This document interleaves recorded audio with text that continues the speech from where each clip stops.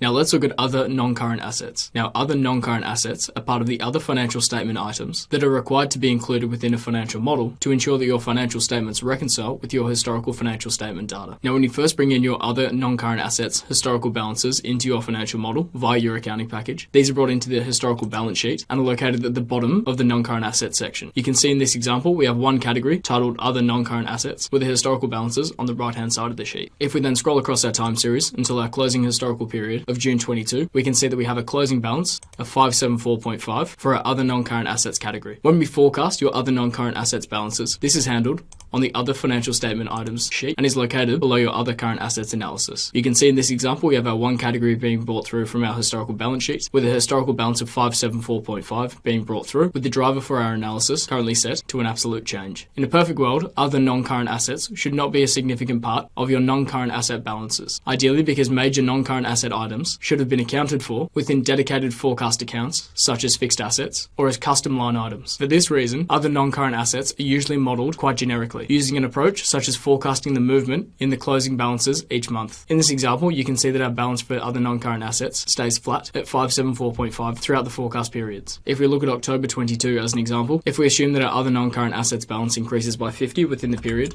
if we input our assumption of 50, we can see that our balance then increases to 624.5 within the period, and this stays flat throughout our future forecast periods. Now, when looking at the financial statement impacts of other non-current assets within a full 3IA financial model, it's important to note movements in our other non-current assets does not affect the net assets of a business. So for the balance sheet to balance, following an increase in our other non-current assets balance, we must put through a negative adjustment to cash. By default, this is included within the other investing cash flows within the investing section of our cash flow statement. This decrease in cash reduces our change in cash held and therefore decreases cash at bank. This decrease in cash offsets the increase in our other non-current assets balances, ensuring that total assets and net assets do not move and that our balance sheet still balances. Hopping back to our example, we can see in October 22, our other non-current assets balance increases from 574.5 to 624.5 within the October 22 period. This is also matched with a negative adjustment to cash of 50.0 flowing through the investing section of our cash flow statement. If we want to see these impacts on the financial statements within our model, we can then head to our table of contents and activate our financial statements. Firstly, looking at the balance sheet, if we expand our other non-current assets to collapse rows, we can see that we have our one category of other non-current assets. If we then scroll across our time series until our forecast month of October 22, we can see that we have our closing balance of 624.5 increasing from 574.5 in the previous period. If we then scroll down to our cash flow statement, then locate our other investing cash flows item, we can see that we have our negative adjustment to cash of 50.0 flowing through our investing section of the cash flow statement. Now to recap, when looking at the financial statement impacts of other non-current assets within a three-way financial model, it's important to note that movements to our other non-current assets balances do not affect the net assets of the business.